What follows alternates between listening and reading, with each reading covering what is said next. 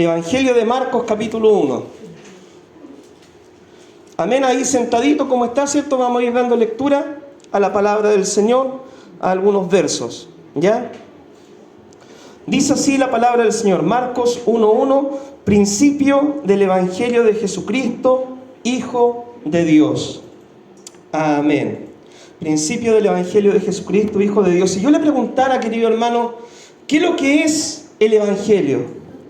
¿Qué es el Evangelio? La buena nueva. De hecho, eso significa la palabra Evangelio. Buena noticia, una buena nueva, una buena noticia. ¿Ya? Y el Evangelio, ¿cierto?, consiste en ¿qué buena noticia?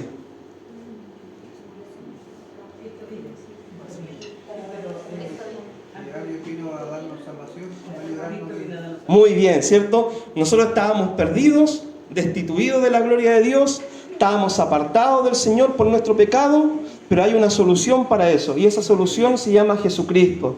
Dios el Padre envió a su Hijo, ¿cierto?, para que Él muriera en una cruz y por medio de ese sacrificio tuviéramos paz, reconciliación con Él, perdón de pecados. Y ahora, ¿cierto?, tenemos una nueva vida y tenemos una esperanza, que cuando nosotros partamos de este escenario de la vida, vamos a ir a morar a aquellos lugares que Él fue a preparar para todos sus hijos, a todos aquellos que hacen su voluntad, los que han creído y se han arrepentido, ¿cierto?, de sus pecados. Bien, el Evangelio de Marcos. ¿Quién escribió el Evangelio de Marcos? La tradición cristiana, ¿cierto?, dice que el Evangelio de Marcos lo escribió Juan Marcos. ¿Y quién fue Juan Marcos? Ya esa es la pregunta que tenemos que responder. Juan Marcos se presenta en la Biblia como el sobrino de Bernabé. ¿Y quién fue Bernabé? Bernabé, ¿cierto?, fue un discípulo en la iglesia primero, usted lo va a encontrar en el libro de los Hechos, que era un levita natural de Chipre, muy dadivoso, generoso, ¿cierto?, que trajo su heredad a los pies de los apóstoles y todo el tema, y era un discípulo bien conocido en la iglesia primera, ¿cierto?, de buen testimonio y todo el tema. Y cuando el Espíritu Santo, ¿cierto?, habla en Antioquía y dice, apártenme a Bernabé y a Saulo para la obra del ministerio. Bernabé fue el primer acompañante de Pablo en el viaje misionero que comenzaron, ¿cierto?, en su gira misionera de ir a llevar el Evangelio a los demás países. Y dice la palabra de que en su primer viaje misionero llevaron a Juan Marcos de ayudante. Juan Marcos era más jovencito y lo llevaron en este viaje misionero para que él aprendiera, adquiriera experiencia, ¿cierto?, junto con Bernabé y con Saulo, que también es Pablo, ¿cierto?, en la palabra, lo llevaron en este viaje misionero. ¿Pero qué pasó? Dice la palabra del Señor en el libro de los Hechos de que en Perge, ¿cierto?, una ciudad llamada Perge, Juan Marcos desistió del viaje misionero. Se le acabaron las baterías, se le acabaron las Duracell. Como que tuvo temor, quizás tuvo miedo al ver la persecución, las situaciones difíciles, y él decidió volver. ¿Ya? Ese fue Juan Marcos, el que acompañó en el primer viaje misionero, pero llegó hasta la mitad, y después en Perge decide volver, y nos siguió con el viaje misionero que había iniciado Pablo con Bernabé. En el segundo viaje misionero, ya, Pablo no quiso que lo acompañara Juan Marcos. Ya, Pablo era un poco drástico, ¿cierto?, en su decisión y como que no le quería dar una segunda oportunidad, y Bernabé sí quería darle una segunda oportunidad a este joven misionero que estaba comenzando con sus labores ministeriales.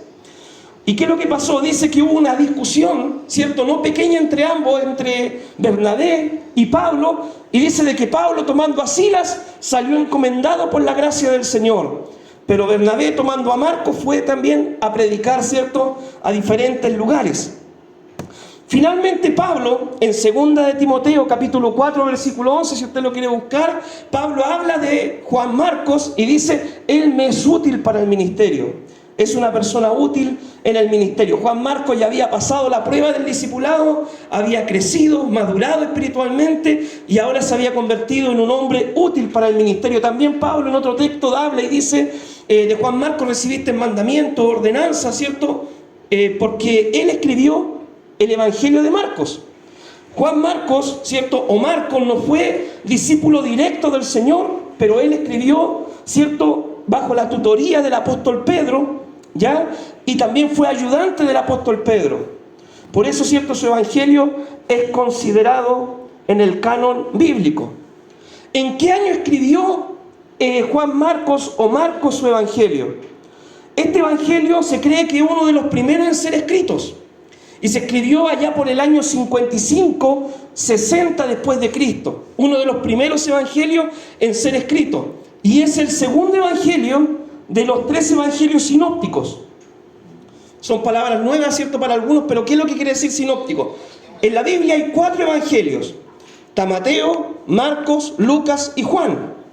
A los 3 primeros se le llama evangelios sinópticos, porque cuentan casi la misma historia y usted la puede ver como una sinopsis, ¿ya? Es decir, una vista en conjunto. Se va repitiendo casi la misma historia, solamente que algunos añaden algunos detalles, otros los omiten. Pero se pueden ver los 3 en paralelo, por así decirlo, ¿ya? A eso se le llama evangelio sinóptico. Marcos es el segundo evangelio sinóptico, ¿cierto? Viene después de Mateo. ¿Qué características tiene este evangelio de Marcos? Que obviamente fue escrito por Marcos, pero el evangelio ¿de quién se trata? De Jesucristo, ¿ya? El evangelio, ¿cierto?, se trata de Jesucristo. Lo escribió Marcos porque ellos registraron, ¿cierto?, la historia de Cristo, la historia de la salvación, pero todo lo que tiene que ver con la iglesia, todo lo que tiene que ver con servir a Dios, todo lo que tiene que ver con nuestra adoración a Dios, es solamente para Dios, ¿ya? Marcos escribió, pero sobre de aquel a quien nosotros adoramos, a quien nosotros bendecimos, ¿ya? Este evangelio, algunas características especiales, se caracteriza por ser un evangelio rápido. Usted, por ejemplo, empieza a leer el capítulo 1 de Marcos y es como que Jesús no descansaba. El capítulo 1, Cristo está haciendo una cosa. El capítulo 2, está visitando, está ministrando, está sanando enfermos, está yendo a un hogar, está subiéndose a una barca, está predicando, está enseñando, está echando fuera demonios. Se caracteriza por ser un evangelio muy rápido. De hecho, el evangelio de Marcos tiene solamente 16 capítulos. Y va muchas veces la historia unida, ¿cierto?, por la conjunción y. Después de esto salió Jesús y, ¿cierto? Es decir, va muy pegadas las historias una con otra. De hecho, es un evangelio donde muestran a Cristo como la esencia que es el Señor, el siervo, ¿ya? Cristo no vino para ser servido, vino para servir y para dar su vida en rescate de otros, ¿cierto? Entonces lo muestran a Cristo sirviendo. Este evangelio de Marcos, cada evangelio tiene una característica particular. Por ejemplo, el evangelio de Mateo se le conoce, ¿cierto?, como el evangelio del Mesías, del Rey, del ungido del Señor. El evangelio de Marcos se le conoce el evangelio del siervo, de aquel que vino a servir. El evangelio, ¿cierto?, de Lucas se conoce como el evangelio del Hijo del Hombre, aquel que se identificó con los seres humanos. Y el evangelio de Juan se le conoce como el evangelio del Verbo de Dios, del Jesús divino, ¿cierto? Cada evangelio tiene su particularidad y este evangelio tiene la característica de ser un evangelio rápido, activo, ¿cierto? Donde Cristo siempre se muestra haciendo cosas. ¿Por qué? Porque este evangelio era dirigido a los romanos. Y los romanos, ¿cierto?, a los cristianos de Roma y a los demás romanos, ¿cierto?, que leyeron este evangelio. Y los romanos, a diferencia de los griegos, se caracterizaban por ser más de acción, más personas prácticas, ¿ya? No personas tan que meditaban en la filosofía como los griegos, que analizaban pensamientos profundos, ideas, ¿cierto? Ahí se ponían a analizar, a meditar. No, los romanos eran más de acción, más activos. Y así como también hay algunos de nosotros, ¿cierto?, que somos más activos. Por ejemplo, el evangelio de Juan se caracteriza por ser un evangelio teológico. Un evangelio donde nos habla de las profundidades, ¿cierto?, de la teología de Cristo, la cristología. Que el Verbo se hizo carne y habitó y todo el tema, ¿cierto? Y vemos 7 relatos, 7 historias, 7 enseñanzas en Juan, donde es un evangelio sumamente teológico. A mí, por ejemplo, en lo personal, el evangelio que más me gusta estudiar es el evangelio de Mateo, porque lo encuentro el evangelio de la enseñanza. En el evangelio de Mateo encuentro toda la enseñanza de Cristo, el sermón del monte, el sermón misionero, el sermón, ¿cierto?, de la segunda venida de Cristo, la gran comisión. Entonces me encanta a mí el evangelio de Mateo. Y el evangelio, ¿cierto?, de Marcos es el evangelio de la acción, porque iba dirigido a los romanos, que era gente de acción. ¿Bien? Veamos ahora los versículos 1 al 3, el cumplimiento de la profecía. Principio del evangelio de Jesucristo, Hijo de Dios. Como está escrito en Isaías el profeta: He aquí yo envío mi mensajero delante de tu faz, el cual preparará tu camino delante de ti. Voz del que clama en el desierto, preparad el camino del Señor, enderezad sus sendas. Como dijimos, la palabra evangelio significa buena noticia. Y esta buena noticia consiste en que Dios envió a su Hijo al mundo para salvar a la humanidad. Solo en Jesucristo tenemos salvación y perdón de pecados. No hay otro medio para ser salvo, no hay otro modo para ser salvo. Solo por los méritos de Jesucristo es que nosotros podemos obtener la salvación y la vida eterna. Dios, ¿cierto?, había anunciado mucho tiempo antes, ya en el Antiguo Testamento, desde el principio, podríamos decir, desde el principio de la creación, que Él iba a enviar un Salvador al mundo. Cuando Adán y Eva pecaron en el huerto del Edén, ¿ya? Dios le dijo, bueno, esta va a ser la maldición, comerás el pan con el sudor de tu frente, la tierra te producirá cardos, espinos. A la mujer le dijo, darás a luz tus hijos con dolor, pero le dijo, de tu simiente, ¿cierto?, levantaré uno que le pisará la cabeza a la serpiente, pero ésta le morderá el calcañar. Esa se conoce como la primera profecía acerca de alguien que iba a derrotar a la serpiente, ¿cierto?, que es el diablo, Satanás, ¿ya? Cuando Dios levanta a Moisés para dirigir al pueblo de Israel, para sacarlo de Egipto y dirigirlo por 40 años en el desierto, cuando Moisés estaba llegando al final, ¿cierto?, de su ministerio, él dice, Dios le va a levantar un profeta. El que no oiga a tal profeta, Dios le pedirá cuentas. Y después de Moisés, ¿quién vino? Josué.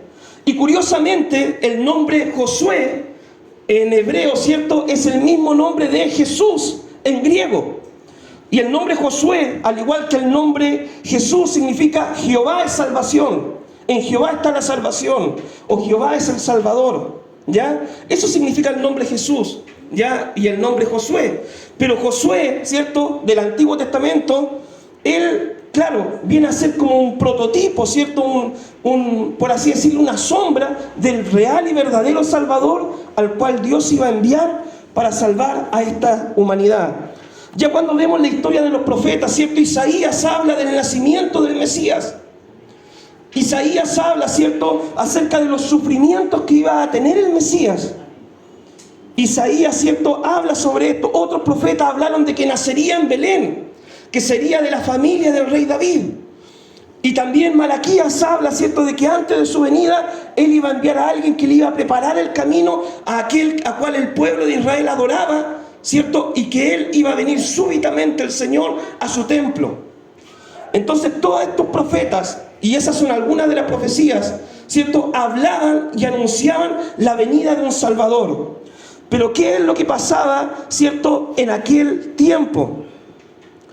¿Qué es lo que pasaba en aquel tiempo? Malaquías, ¿cierto?, fue el último profeta en dar una profecía. Y si usted puede, después analice y lea el libro de Malaquías, ¿cierto?, que habla del día del Señor y todo el tema de la venida del día del Señor.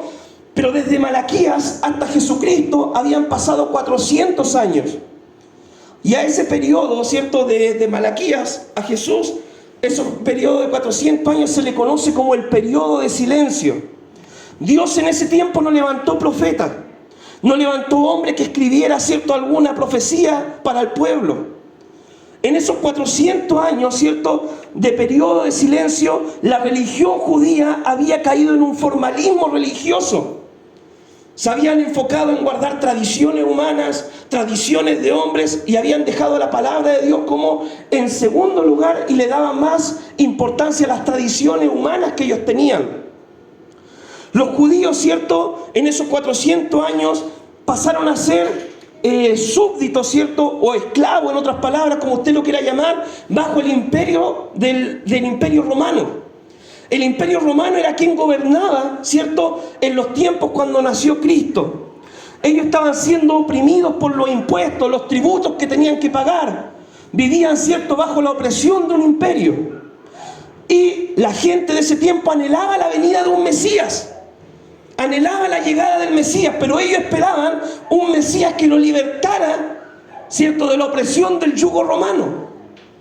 Un Mesías que fuera un Napoleón Bonaparte, un Alejandro Magno, ¿cierto?, un capitán de ejército que llevara a Israel, ¿cierto?, a la victoria frente a sus enemigos. Lo que ellos jamás imaginaron el pueblo de Israel es que Dios, claro, un día va a levantar, ¿cierto? Cuando Cristo venga en su segunda venida, viene a establecer su reino. Pero Cristo primero viene a sanar nuestro corazón. A eso vino primero. Sanar nuestra alma, nuestro espíritu, a reconciliarnos con Dios. Entonces cuando vino Cristo, ¿cierto? Ellos como que no entendían por qué Cristo le hablaba de libertad, pero libertad del pecado, de la esclavitud, ¿cierto? De la maldad, libertad, ¿cierto? De la opresión del diablo. Pero ellos querían solamente una libertad política. Entonces Dios, para preparar el camino al Mesías, a Jesucristo, Dios levanta a Juan el Bautista. Juan el Bautista, ¿cierto?, comienza a predicar su mensaje, un mensaje fresco y confrontador, como el mensaje que predicaban los profetas del Antiguo Testamento. ¿Y cuál era el mensaje? ¿En qué consistía el mensaje de Juan el Bautista? Juan el Bautista decía: arrepentíos. Así decía Juan el Bautista: arrepentidos y haced frutos dignos de arrepentimiento, ¿cierto? El hacha está puesta en la raíz de los árboles, y el que no da buen fruto será cortado y echado en el fuego eterno. Arrepiéntanse, porque viene tras mí uno de quien no soy digno de desatar la correa de su calzado. Es decir, estaba anunciando la venida del Mesías. Juan preparó el camino para la predicación de Cristo.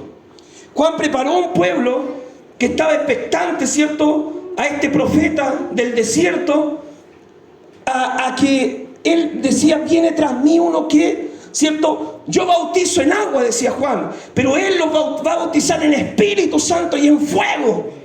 Entonces él preparó el camino para la llegada del Mesías, de Jesucristo. La palabra Mesías, ¿cierto?, es una palabra hebrea que significa ungido. La palabra Cristo es el equivalente a la palabra Mesías, pero en griego, y significa el ungido. ¿Quién era el ungido? El ungido en el Antiguo Testamento era aquel que ungían con aceite para un propósito especial. Ungido era el sumo sacerdote, ungido eran los reyes, ungido eran los profetas del Señor, ¿cierto? Entonces Cristo, en su rol como profeta, como Rey de Reyes, Señor de Señores, y como nuestro sumo sacerdote, Él es el ungido por excelencia, ¿ya? Hoy en día en algunas congregaciones dicen: no, el pastor es el ungido, ¿cierto? No sé si usted ha escuchado eso. No, yo soy un siervo también. Soy simplemente un siervo, un servidor de Cristo. El único ungido real y verdadero, ¿cierto? El único ungido de lo ungido es Jesucristo.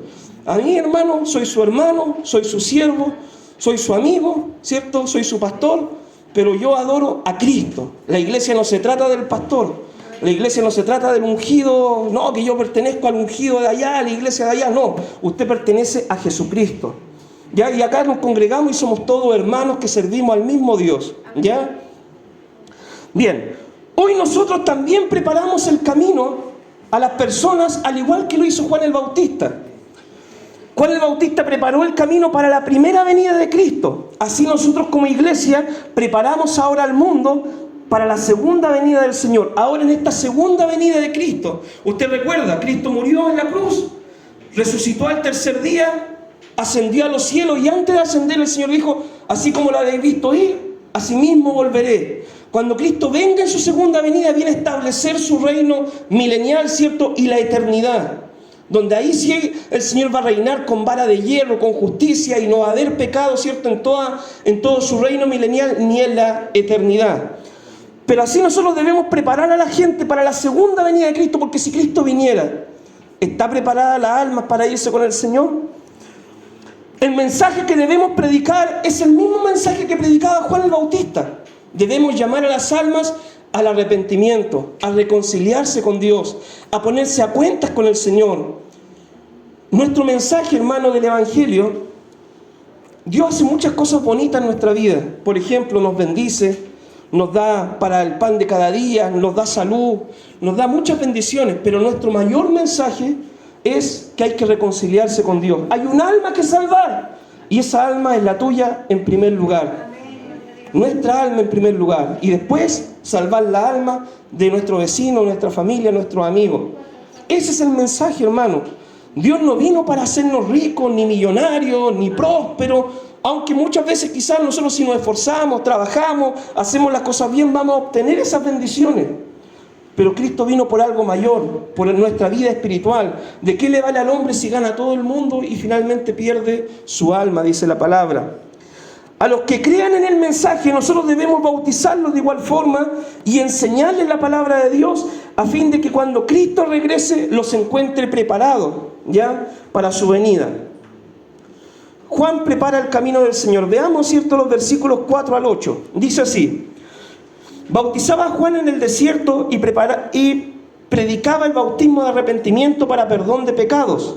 Y salían a él toda la provincia de Judea y todos los de Jerusalén, y eran bautizados por él en el río Jordán, confesando sus pecados.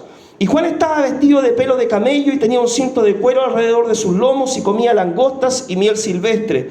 Y predicaba diciendo: viene tras mí el que es más poderoso que yo, de quien yo no soy digno de desatar encorvado la correa de su calzado.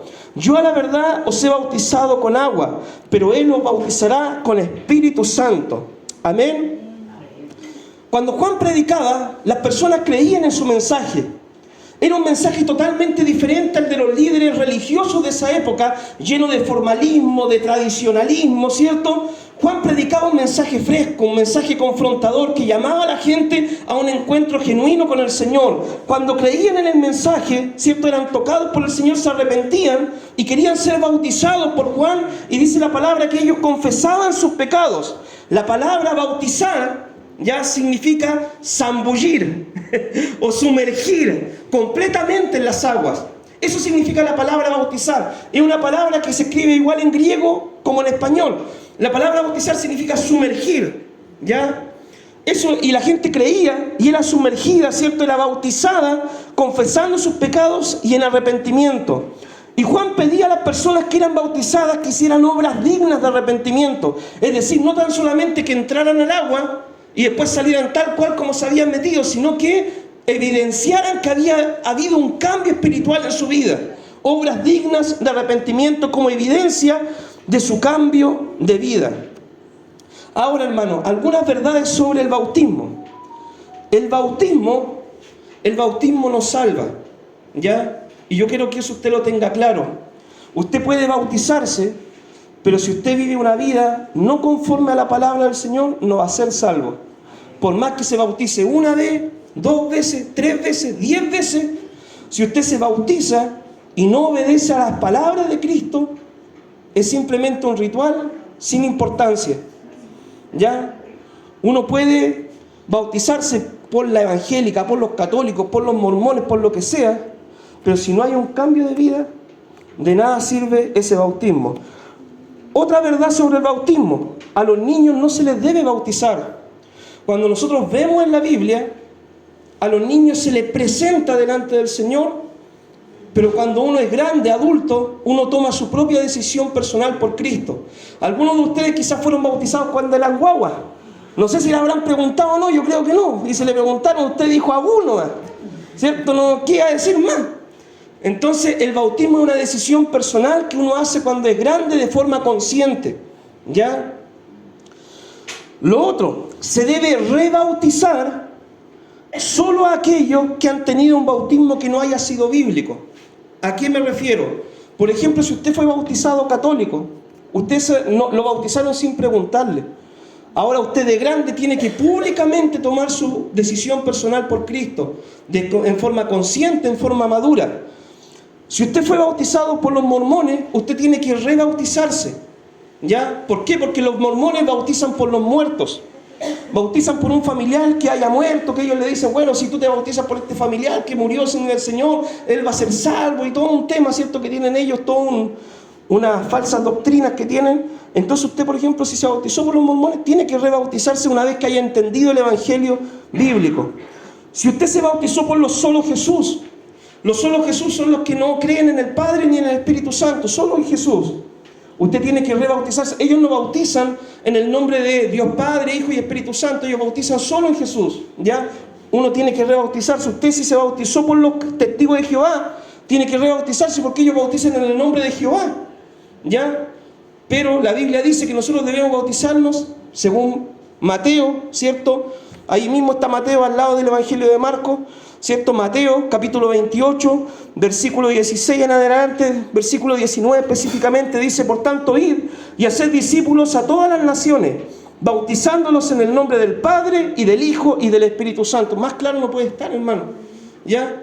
Entonces, si uno lo bautizaron, por ejemplo, en una iglesia metodista tradicional, y ellos son evangélicos, donde te bautizan por aspersión, ¿cierto? Se llama cuando te rocían agua sobre la cabeza, uno tiene que rebautizarse también.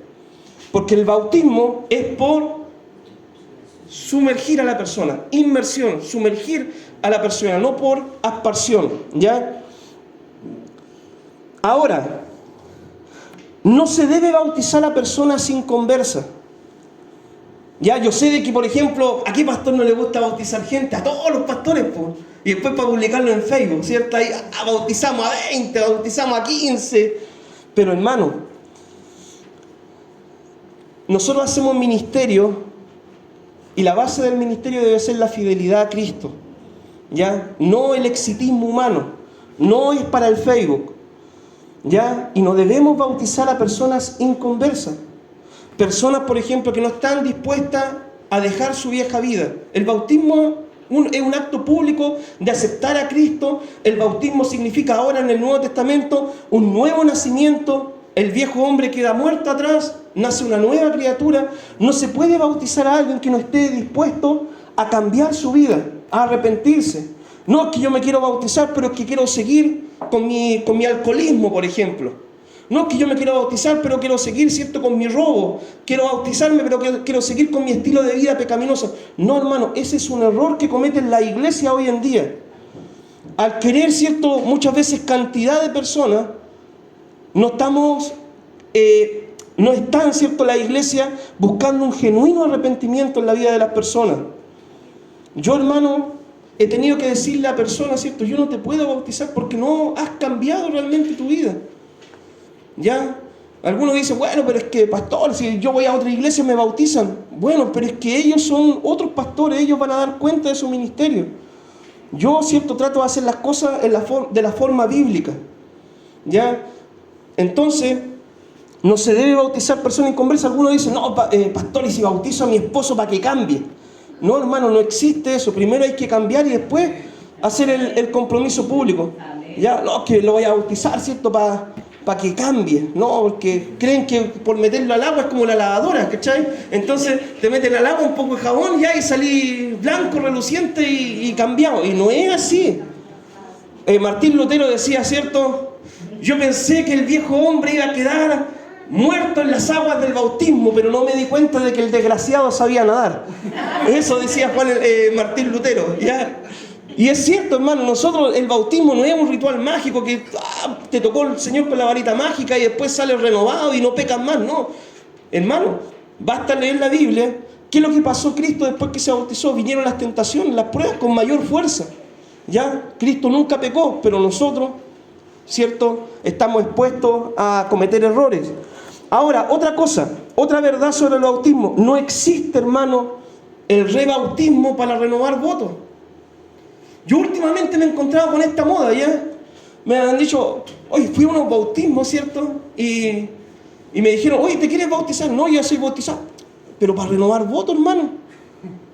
Yo, hermano, mira, de mis años que llevo de cristiano, no sé qué pasa en muchas iglesias, pero la Biblia no me habla de rebautizar gente para renovar votos. Sí me habla de que una persona, si tenía un bautismo erróneo, se puede volver a bautizar. Eso me habla la Biblia, porque eso está en el libro de los Hechos, cuando algunos solamente tenían el bautismo de Juan, y cuando oyeron del Evangelio se bautizaron, ¿cierto?, por el Evangelio. Ya Pablo hizo eso. Pero si tú ya eres cristiano, has nacido de nuevo, tienes una relación personal con Cristo, eres miembro de una iglesia, te estás congregando, te bautizaste consciente, ¿cierto?, no hay necesidad de renovar votos. Ya, como también está la moda hoy en día, ¿cierto? No, que a los tantos años de matrimonio voy a renovar mis votos. Hermano, mira, por tradición nosotros están las bodas de plata y las bodas de oro, ¿ya? Pero por tradición quizás eso no es bíblico tampoco. El matrimonio es una sola vez y para toda la vida. No hay que 5 años renuevo mis votos, a los 10 años renuevo mis votos. No, hermano, tú renuevas tus votos matrimoniales todos los días cuando tú te levantas y ves a la misma persona acostada al lado tuyo. ¿Ya? Y eres fiel y tratas de hacer las cosas bien. Ahí renuevas tus votos matrimoniales cada día. Pero no es necesario hacer una ceremonia y todo el tema, ¿cierto?, para renovar votos. Eso tampoco tiene un fundamento bíblico. ¿Ya? Bien, veamos los versículos capítulo 1, del 9 al 11. Dice así: Aconteció en aquellos días que Jesús vino de Nazaret de Galilea y fue bautizado por Juan en el Jordán. Y luego, cuando subía del agua, vio abrirse los cielos y al Espíritu como paloma que descendía sobre él. Y vino una voz de los cielos que decía: Tú eres mi Hijo amado, en ti tengo complacencia. Amén. Aunque Cristo, hermano, no necesitaba bautizarse por el bautismo de Juan, ¿cierto?, ni por ningún bautismo. ¿Por qué?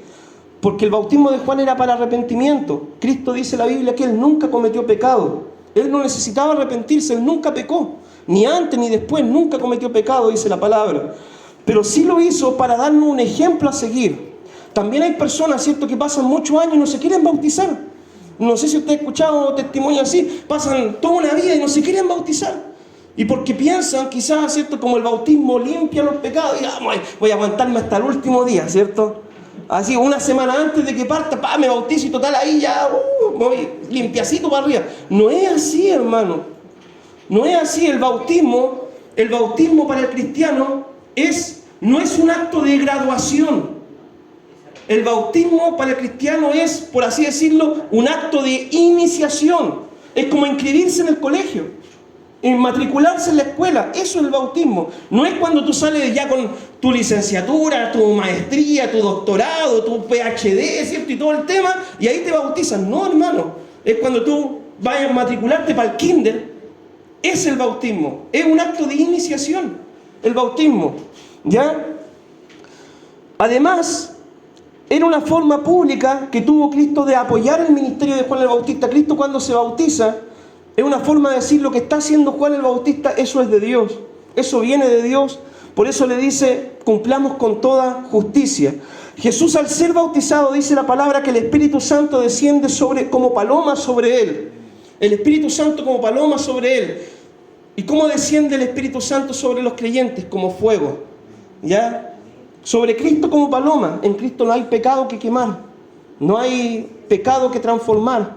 Él es santo, es puro, el Espíritu desciende como paloma. En cambio, sobre nosotros debe descender como fuego para transformar nuestra vida a una vida llena en el poder del Espíritu Santo. Dice que cuando Cristo se bautiza, el Espíritu desciende y se oyó una voz del cielo que dice: Este es mi Hijo amado, en él tengo complacencia. Esa era la voz de Dios, el Padre. En el bautismo de Cristo podemos ver las tres personas de la Trinidad. El Padre hablando desde los cielos, el Hijo bautizándose en las aguas y el Espíritu Santo descendiendo como paloma, ¿cierto?, sobre Jesucristo.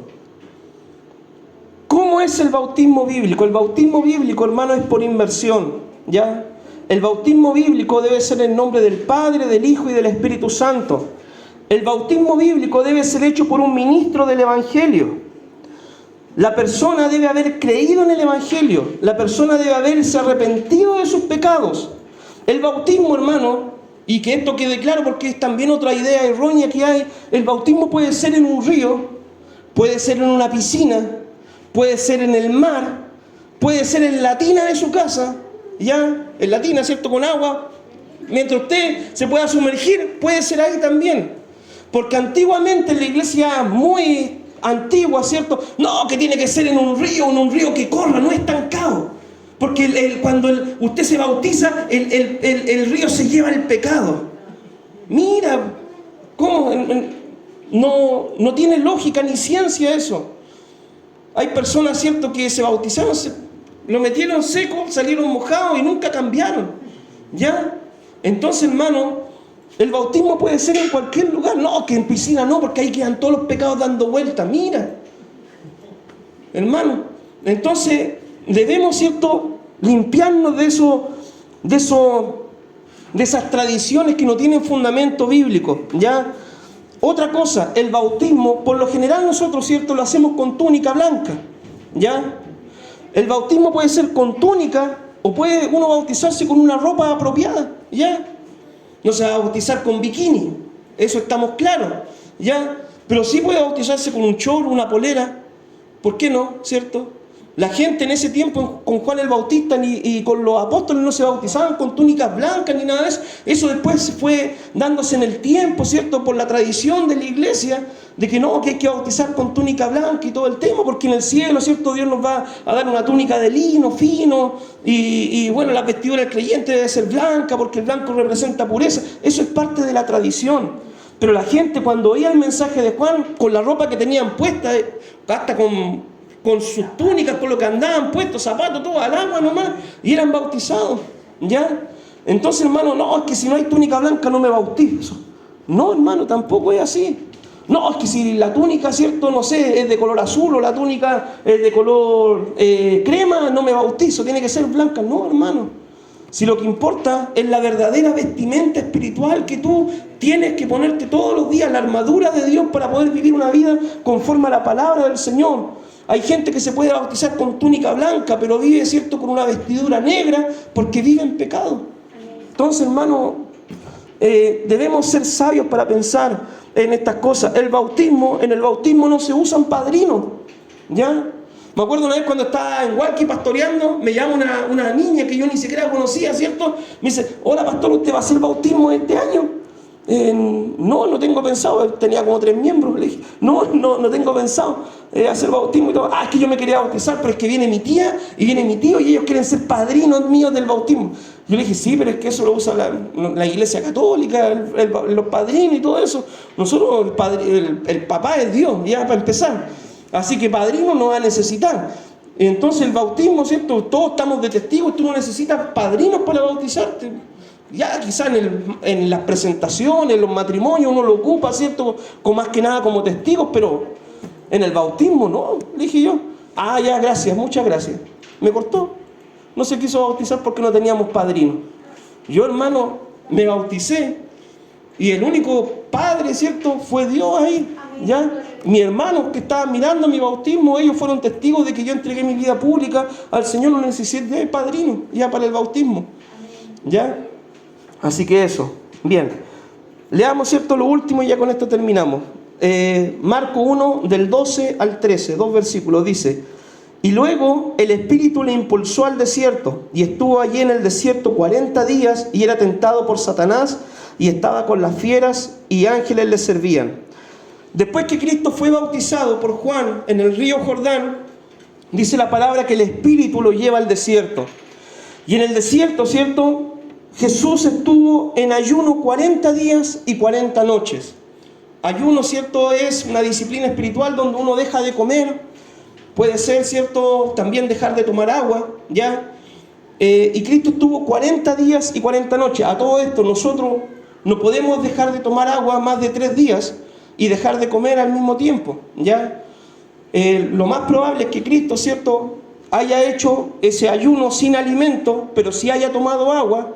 O bien el Señor, ¿cierto?, de una forma sobrenatural, como lo hizo en el caso de Moisés, el Señor, el Padre, ¿cierto?, lo sostuvo en ese ayuno completo, porque uno humanamente no puede estar más de 3 días sin tomar agua, ¿cierto? Se empieza a deshidratar y se provoca en el cuerpo una enfermedades, ¿cierto?, que son irreparables, ¿ya?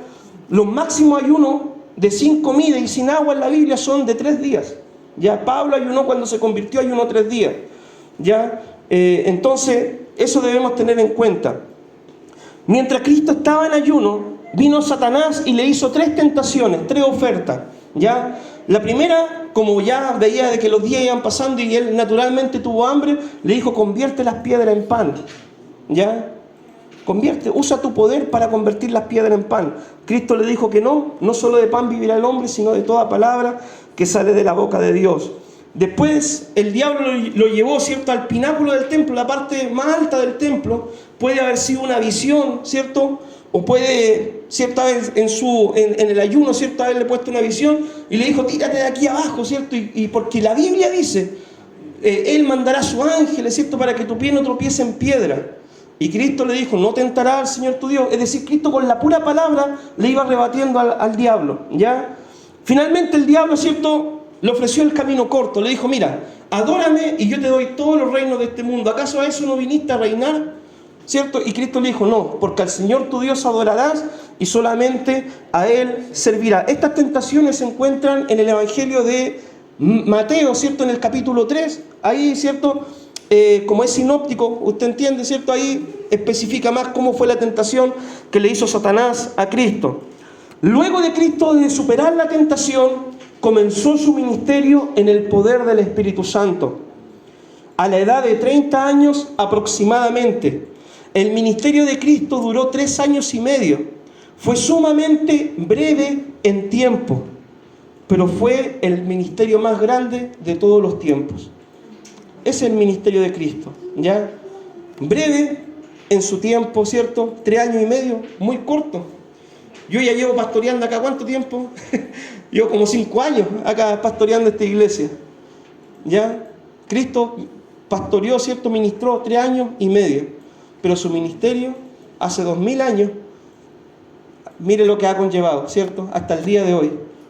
Así que muchas veces el éxito en el ministerio, ¿cierto? Es la fidelidad al Señor, ¿ya? Es la fidelidad al Señor. Cristo, como Hijo de Dios, como Dios, fue fiel, ¿ya? Y Él nos da un ejemplo de servicio en este Evangelio de Marcos, nos da un ejemplo, ¿cierto?, de superar las tentaciones por medio de la palabra, ¿cierto? Escrito está, cuando usted sea tentado, escrito está, ¿cierto?, para no caer en tentación y poder así hacer las cosas bien. Algunas verdades sobre las tentaciones, mi hermano. Todos nosotros somos tentados en diferentes áreas, ¿ya? En diferentes áreas. Cristo fue tentado, ¿cierto? Y nosotros vamos a ser tentados.